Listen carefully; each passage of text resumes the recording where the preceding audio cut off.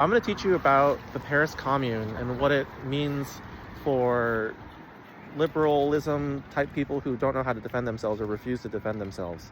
Um, so the year was like 1870, and the city of Paris so France was being invaded by the Germans, as you know, Germans like to do back in those days all the time.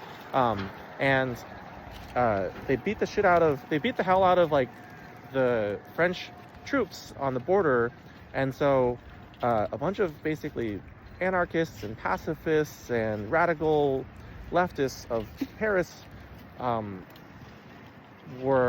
they were demonstrating, and they were always trying to, you know, do all these amazing community initiatives to like really help the people and establish, you know, all these social programs. And basically the main core of the French government and the French army, they were on the run, so they basically left. And so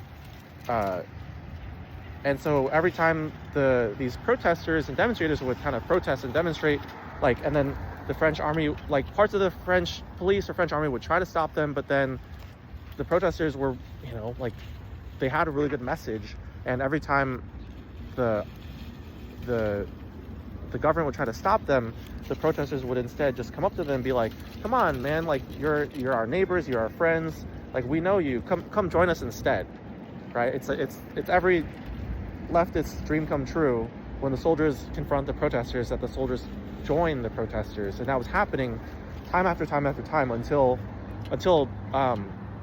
like basically the entire military and police and everyone in Paris joined up with the leftists.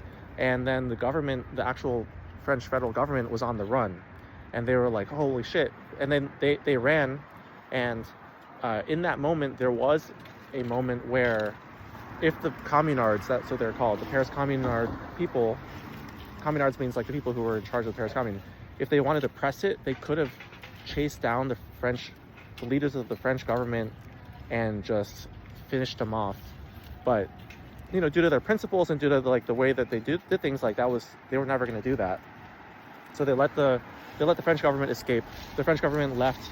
They went like 1 or 2 hours out of the city and built up like a little base of support there. And over the next, I think 3 months or so, 6 months or so, the communards, rather than chase down the French government or like win this battle and complete their revolution, they backed up and they said, hey, like, we've always wanted to do these new school programs or these new ways of structuring class and society, and set up like this committees of like rotating leadership committees and just all the things that you'd want in a true like leaderless equal society. They went and they built all these social programs that are really amazing. And while they're doing that, you know, the French military was still fighting the German military, and things were happening. The Germans were invading other places and beating them, and then they were getting beat back. And then the whole time, though, the French government leaders, the main French government leader guy, he went into the countryside, and like he raised up all of the French militaries from the countryside, and he built up like a big ass army with the 6 months of time that he was given. And Chris, you know what happened? You know what happened after that? What? So then the leader came back to Paris. Like the leader of the French government came back to Paris, and there was another big confrontation. You know, two armies lining up. The communards tried their old trick of coming to the other side of the army and like open arms and saying like, you know, we come in peace, and, you know, we're not the bad guys, they're the bad guys, join us, right? The same trick that has worked over and over and over again. Except this time, because the army wasn't full of Parisians, but it was full of countryside people, right? Countryside people who their whole lives, they've always been looked down upon by city people, right? City people always call them, it's like today too, right? City people always look down on them and say like, oh, you're backwards, oh, your religion's dumb, you know, you're just a hillbilly and you like do incest with your own cousins. You just, you know, like look down your noses at these hicks, right? And the countryside soldiers always had a chip on their shoulder at being looked down upon by these these fancy pants Parisian people who think that they're too good for anybody else. And so in this case, when the Parisian people tried to appeal to the soldiers' kindness and love, the soldiers just opened fire.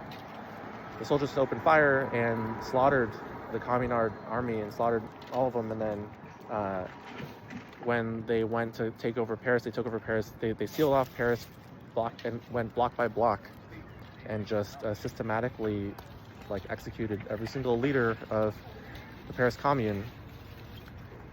So that's what happened in history. You know, that's so. Yeah. What you're saying is that happened because the people weren't willing to defend their values. Right. When it like, really came down to it. Yeah, they had lovely values of peace and kindness and love and everyone being equal and just all these amazing values, right? But they didn't have it in themselves to finish the job when they were ahead. They could have finished the job, but they chose not to, right? And they met up against a force that they could never convince with peace and love and kindness because of past grievances or just their own storyline, right? Like the countryside people have their storyline, which is it is true. I mean, it's not a false storyline. It is a true storyline. People in the city do think of themselves as superior and look down on them, and you know, it's a thing. Yeah. So, but yeah, so I don't know. I don't know what the lesson of that story is. I mean, I think there's a lesson there. Well, the lesson to me seems pretty obvious. It's Yeah. that pacifists, you can only be a pacifist can only defend themselves in a time of peace. Right. Or if they are, you know, they can do the appeal of like, hey, we're your cousin, we're your brother, we're friends, you know, let's, you know. But if the other side isn't willing to listen, Right. then it doesn't matter. Right. Yeah. Yeah, I mean, there's like a lot of lessons. Yeah. But yeah. Anyways, come to the Litter Caterpillars and pick up trash with us for more stories on history and to talk about things while you're in nature and making this place clean. Look at how clean this place is now. Look at that. We got, how many bags of trash is it? Like 6, 7? It's crazy.